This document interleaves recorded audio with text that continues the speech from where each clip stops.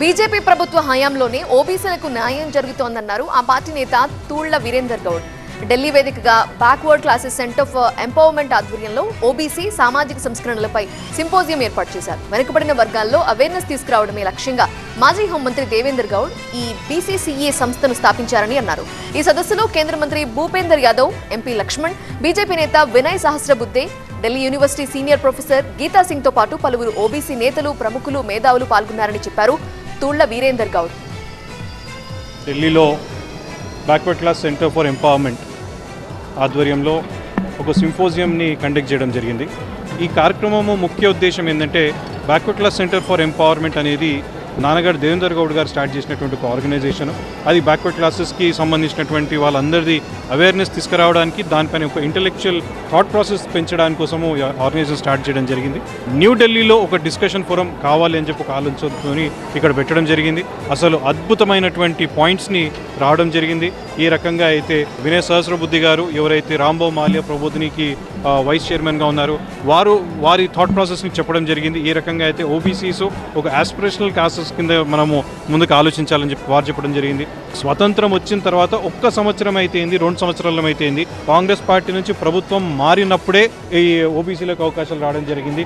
అది 70 సంవత్సరంలో కానివ్వండి, లేకుంటే వీపీ సింగ్ గారు ప్రధానమంత్రి గారు అయినప్పుడు కానివ్వండి.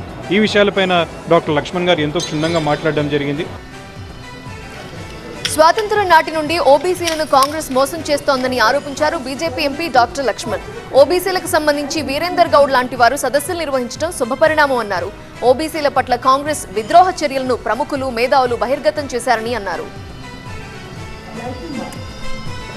ఓబీసీలకు ముఖ్యంగా 75 సంవత్సరాలుగా కాంగ్రెస్ పార్టీ ఏ రకంగా ద్రోహం చేసింది, నెహ్రూ నుంచి మొదలుకుంటే రాజీవ్ గాంధీ వరకు, మరి ఆనాడు కాకా కలేకర్ కమిషన్ కానీ, మండల్ కమిషన్ కానీ విభేదించి, వ్యతిరేకించి ఆ యొక్క ఓబీసీలకు రిజర్వేషన్ ఇచ్చినట్టయితే మరి ప్రతిభ పూర్తిగా దెబ్బతింటుందని, 2వ శ్రేణి పౌరులు తయారవుతారని చెప్పి నెహ్రూ గారు రాసిన లేఖలు ముఖ్యమంత్రులకు ఇవన్నీ కూడా బహిర్గతం కావడం, కాంగ్రెస్ యొక్క నైజం ఈరోజు ఈనాటి తరం తెలుసుకోగలుగుతాం. బీసీసీఈ సంస్థ ద్వారా వీరేందర్ గౌడ్ గారు ఇక్కడ ఏదైతే మరి సంగోష్ఠి నిర్వహించారో, మరి వక్తలు కూడా వాస్తవాలు చెప్పడం వల్ల ఈనాటి తరము కాంగ్రెస్ యొక్క విద్రోహక చర్యలు బీసీల పట్ల, అదే రకంగా ఇవాళ మోదీ గారు బీసీ అనుకూల విధానాలను ప్రజలకు తీసుకెళ్లడానికి రాజధాని ఢిల్లీలో ఈ యొక్క చక్కటి సమావేశం జరగడం, ఇలాంటి కార్యక్రమాలకు దేశవ్యాప్తంగా కూడా సామాజిక సంస్థలు ముందుకు రావాలని, ఆ బీసీల హక్కులు కాపాడడానికి ఎప్పుడు కూడా భారతీయ జనతా పార్టీ కట్టుబడి ఉందని చెప్పి ఈ సందర్భంగా తెలియజేస్తారు.